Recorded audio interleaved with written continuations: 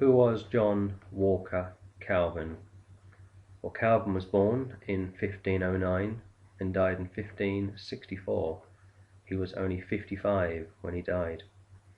When only 3 years old, his mother would die and leave his father with the responsibility of raising their young son, for they had 6 children in total.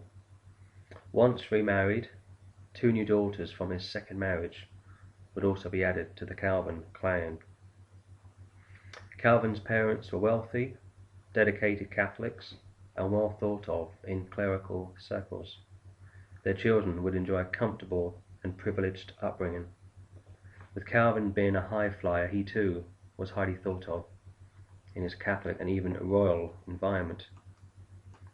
John Calvin, as a student, studied in Paris, and we have the following quote of the conditions he experienced. Quote, "They contained no accommodation for the students, so the students had to find their own lodgings.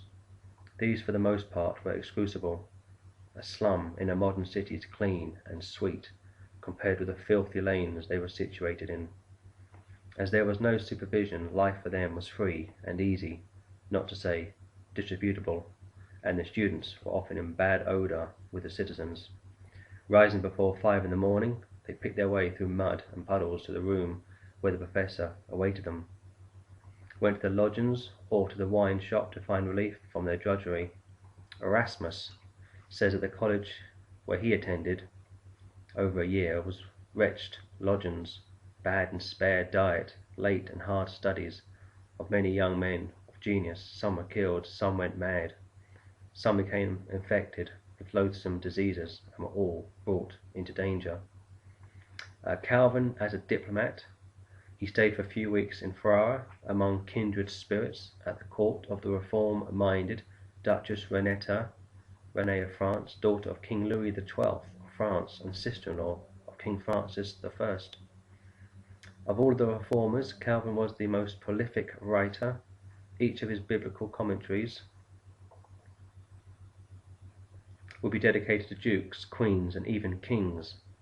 For his commentaries on James, 1st and 2nd Peter, and Jude were presented to King Edward VI of England. Calvin's commentary on Isaiah would also be offered to the king personally. Calvin blamed John Knox for Queen Elizabeth's rejection of his revised commentary on Isaiah, for Knox had previously written against female rulership, and the Queen strongly rejected his hypothesis. As far as the Queen was concerned, Calvin shared Knox's view, which he didn't, and therefore relations between England and Geneva were strained even more. John Calvin was married for only 9 years when his wife and their son, only a few days old, both died in the same month of March 1549. Calvin would go on to adopt her 2 other children from her first marriage, like his father had done with his second wife. 2 members of the Calvin family were excommunicated from the Roman Catholic Church, one being his uncle, a Catholic priest, and the other his father, both due to heretical views they would hold. So worried were Catholics in those days about burying relatives that John's brother Charles had the delicate task of negotiating with the cathedral's chapter to allow a Catholic burial for their late father. Before his father died, he instructed John to abandon his studies in philosophy and begin legal studies instead. Calvin listened to his father, but in his heart he wanted to be a philosopher. So after his father's demise, and upon finishing his legal studies, he returned to theological work. Calvin had once been a humanist, and like Luther, law was something both men had trained for prior to going into the clergy. However, one of Calvin's contemporaries, Peter Blochus, wondered if Calvin was indeed saved, and he said, quote, "They who recommend that heretics be put to death show that they were not truly regenerate. This you have not learned from Christ, who rebuked the vengeful disciples." And that's one of the many quotes from Reformed Christians since Calvin's time up to the present time who are critical of the way he treated people. James Bilton says the following, quote, "So it would appear that the man who many today take as their spiritual guide was regarded, and understandably so, by some of his contemporaries as not being born again." Peter Ruckman believes that Calvin was either unsaved or 80% Roman Catholic because he held to baptismal regeneration for John 3:3 and Acts 2:38. Calvin, the writer, in his Institutes, which he wrote in the south of France in 1534, he quotes Augustine over 400 times and goes on to call him Holy Father, and said of him, Augustine is so wholly with me that if I wished to write a confession of my faith, I could do so with all the fullness and satisfaction to myself out of his writings. Calvin would also address Martin Luther as my revered father. Calvin was so besotted with Augustine that he dubbed himself an Augustinian theologian. It should be mentioned that John Calvin's main purpose, along with Martin Luther's, was to reform the Church of Rome, not to reject it, strip it completely bare, and then take it back to biblical Christianity. Philip Schaff, a Calvinist, says in the History of the Christian Church, Volume 8, page 313, quote, "They, the Reformers, never doubted the validity of the Catholic ordinances and rejected the idea of rebaptism." Close quote. In 1533, Calvin helped a sister, one of his inner circle, enter a Catholic nunnery. Just wish to add a quick footnote. I was doing some research on the Freemasons some years ago, and I came across a couple of quotes which I thought were interesting, and as they are in the public domain, I'm going to quote them today. First of all, a book that I came across during my research was by W.J. McCormick, whose book was called Christ the Christian and Freemasonry, and on page 16, this Irish evangelist, who's a born-again man of God, says the following, quote, "Freemasonry, far from declining, has been spreading. Most alarming, perhaps, is its penetration deep and wide into the established Reformed churches, and the new ground it is breaking into is the evangelical fellowships of this and other lands." Close quote.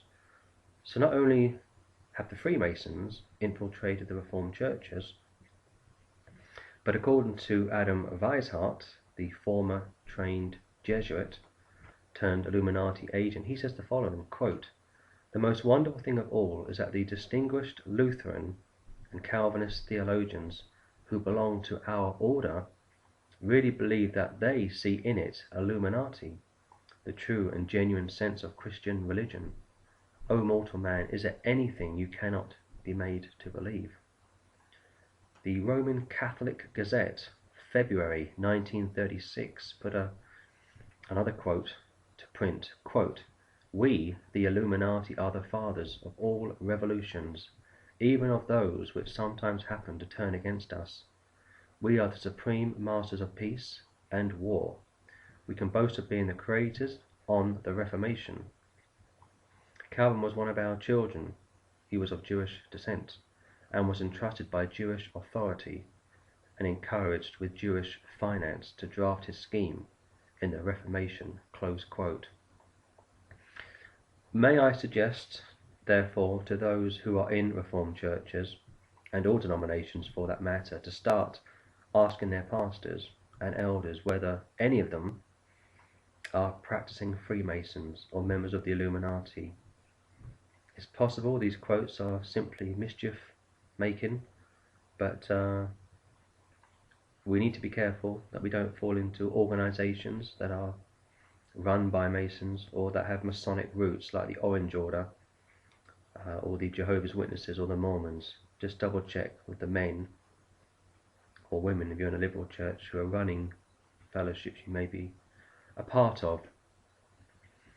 John Bratt, a Calvinist, wrote a book called The Life and Teachings of John Calvin, and on page 32 made the following statement: "Calvin was the stone which the builders had rejected." This appalling comparison to the Lord Jesus should make today's Calvinist cringe with horror when they see their fellow brethren in times past trying to draw parallel lines between Calvin's initial rejection from the people of Geneva and the Jews' rejection of their Messiah. Calvin was laid to rest just a day after he died in a grave with the initials J.C. Vandals have since stolen that. So that is the end of Who is John Calvin, and next up we have a more controversial video on the reformer of reformers, and look forward to your comments on that. Thank you.